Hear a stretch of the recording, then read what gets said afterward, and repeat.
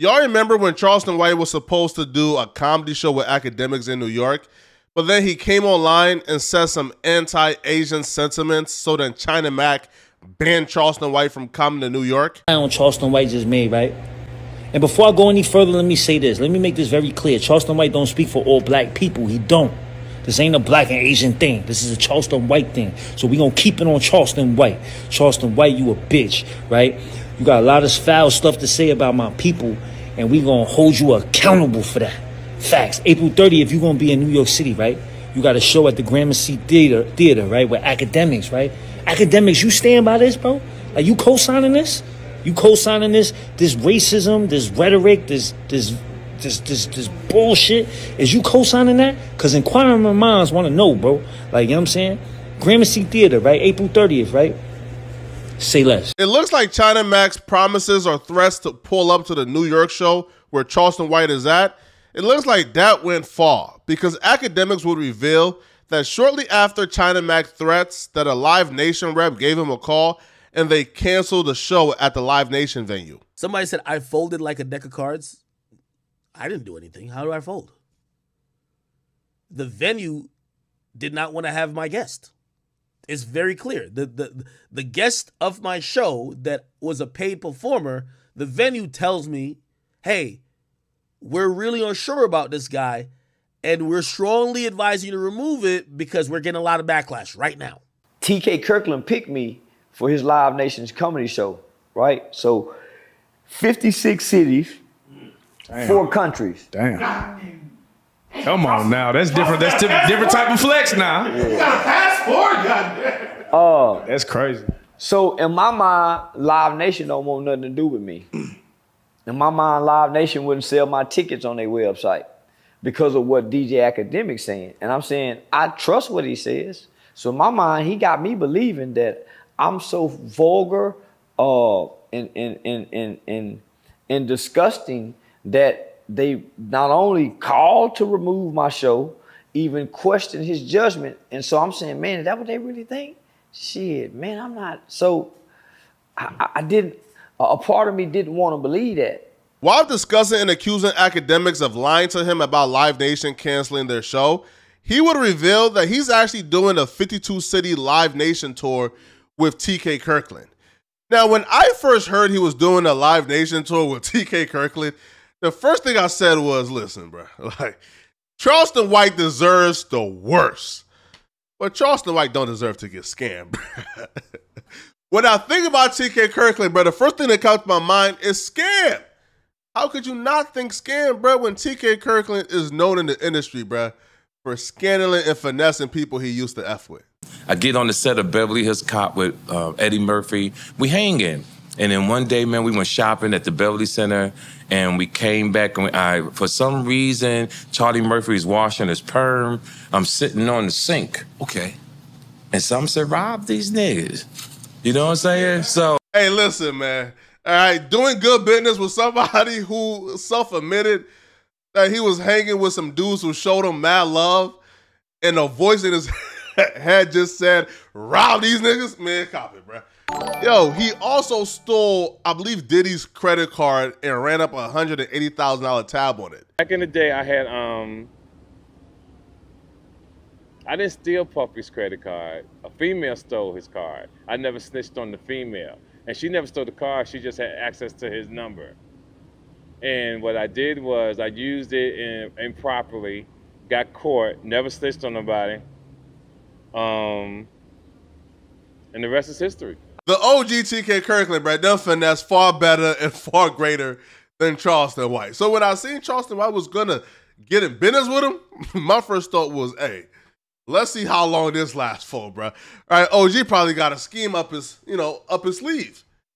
But I had high hopes for their comedy tour, though. But my high hopes came crashing down when Charleston White actually did an interview breaking down his experience on a comedy tour with TK Kirkland. Live Nation. You on a Live Nation tour with TK Kirkland? I quit. Yeah, I quit the Live Nation tour. Yeah, everybody fucking over me. Charleston White kicked it off hot. He announced that he quit the Live Nation tour with TK Kirkland. Now, his reasoning for quitting is they was effing him over. He would also go on to explain that he never got paid, and they kept on giving him the runaround regarding his 1099. It was initially only two shows. They added 3 more. Live Nation don't know. I heard the manager of the comedy club, the Comedy Zone, said the tickets wasn't moving too good. When we put Charleston White name on the venue, the tickets sold out immediately. They added 3 more shows. Nigga, I done 5 shows, 3 days, 1 city, and didn't get a penny. Now, I don't know how true this is, but Charleston White believes, or he said he overheard somebody saying that the tickets wasn't selling, but as soon as they added him onto the card, that he was the reason why the tickets started selling and going off the shelf. And they were sold out so much that they had to add on new dates because of his star presence. I don't know how true that is, but if that's true, then he deserves to be compensated appropriately. Now, he claiming that TK Kirkland is overseeing who gets paid, who gets their money, and he's overseeing the cash that comes through the door, but he never got a dime despite doing 7 shows.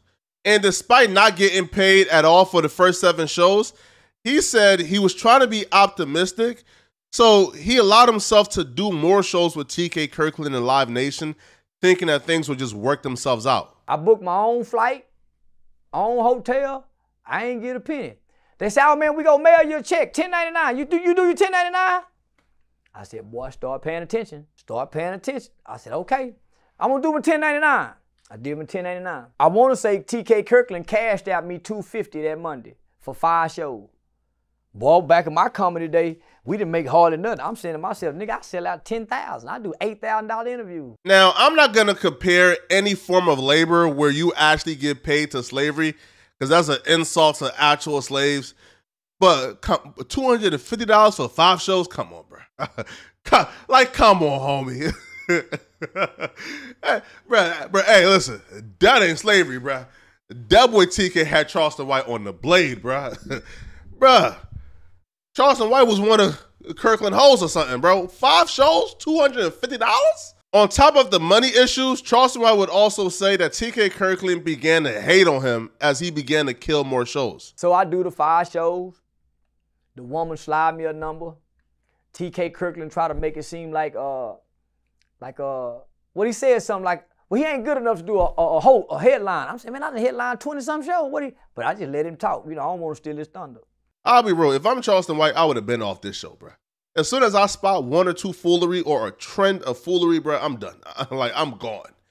Now, Charleston White maintained a cool head, but he says that he began to think that things were off, and he began to spot a pattern and became really suspicious of their intentions when he went to Vegas and did a really amazing show. But what he learned after the Vegas show really made him suspicious and untrusting of everybody he was doing business with, including TK Kirkland and Live Nation. So we go to Las Vegas. Las Vegas probably one of my best shows. Mayweather family and them came out there, Mayweather father. Nigga, I killed the crowd. Homie. After Las Vegas, they said, hey, we need another $10.99. We ain't got a say, we go mail you the check. TK Kirk say, hey man, you know how we do it. I'm gonna make sure you get your money. I ain't get that check. They wouldn't let me sell my merch. So part of the agreement that I took this tour is I can sell my merch. Live Nation wouldn't let me sell my merch, homie. So Charleston White wasn't getting paid, but he still had to pay for his own security, his own flights, his own hotels. And the only immediate way he could probably recoup the amount he was spending to tour 52 cities, was to sell some merch at these comedy tours, right? Sell some merch at these shows. His fans come out, his fans give him some immediate cash that he could recoup since Live Nation wasn't mailing his checks or paying him. But Live Nation cut off that water as well. So they let me sell it at one show, they wouldn't let me sell it at the next show. So they stopped me from selling my merch. So we go to San Diego. Nigga, I done had to go through LA. Nigga, I'm in Cali. Kill it there. I see everybody get paid except me. So normally I listen to some of his. So when I come off stage, I'm coming off a high, so I don't go out in the crowd. There's one particular time I went out in the crowd and I heard him say he get 90% of the door. Homie, we done 5 shows and I ain't been paid number 1 time yet. If you really like me and fuck with me, why won't you give me something off that 90% of the door? And why is it everybody getting paid except me? At this point, Charleston White is fed up. After knowing now that TK Kirkland is bringing in $10,000+ a night off of his back, oh, he's fed up.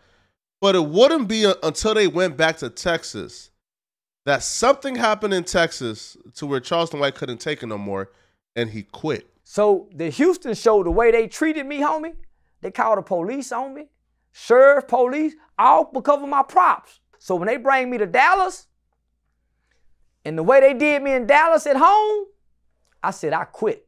I came and killed it at home in Dallas, nigga. This was my best motherfucking show. Hey, man, you know how we do it, man. You got your 1099? Man, I keep filling out a 1099 these shows. So they tripped with me so hard in Dallas, I told TK Kirkland before the show, this is going to be my last show. I don't want to go forward. Oh, man, what's... I said, yeah, man, they tripping with me. I can't have my people can't come backstage. I'm performing at home and my grandmama can't come backstage. If I was Charleston White, I would have left earlier, but I could understand why that would have been his last straw, if he's telling the truth. But that's just one side. We still got to hear from TK Kirkland.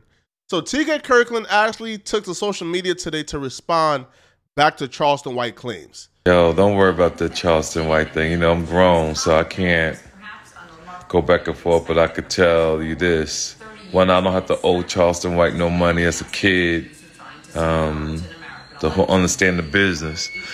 Ask him about, they sent him his checks. He gave the wrong address. That's not how I move. I'm embarrassed to even be talking about this shit. I don't know. Maybe I don't know nothing, but I don't think the best way to respond back to accusations of somebody accusing you of being a scammer and fraudulent and a hater, I don't think the best way to respond back is with a blanket over you with no shirt on and glasses.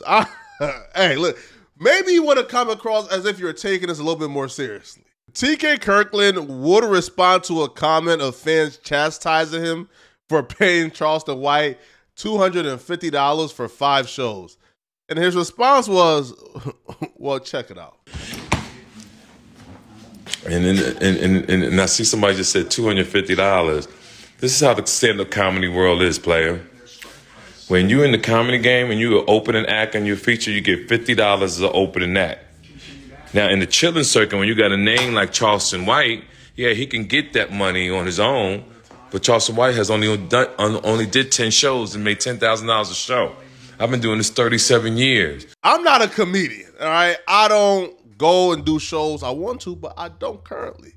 But I'm going to just go out on a limb and say that any opening act who's getting booked, not open mic, who's getting booked, I'm going to go out on a limb and say no adult is waking up out their bed to go do a comedy show they're getting booked for $50. Hey, listen.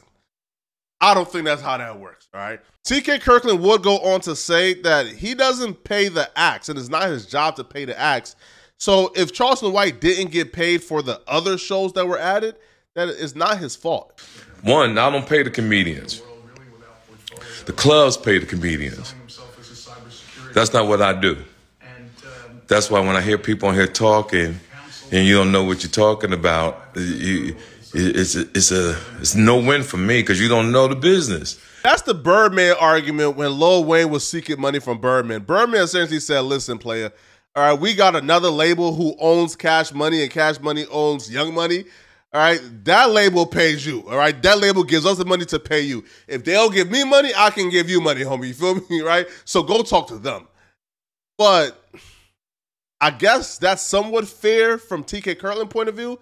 Right, if he's not responsible for paying Charleston White, it's the venue or Live Nation, and Live Nation doesn't do it. The blame can't go on him.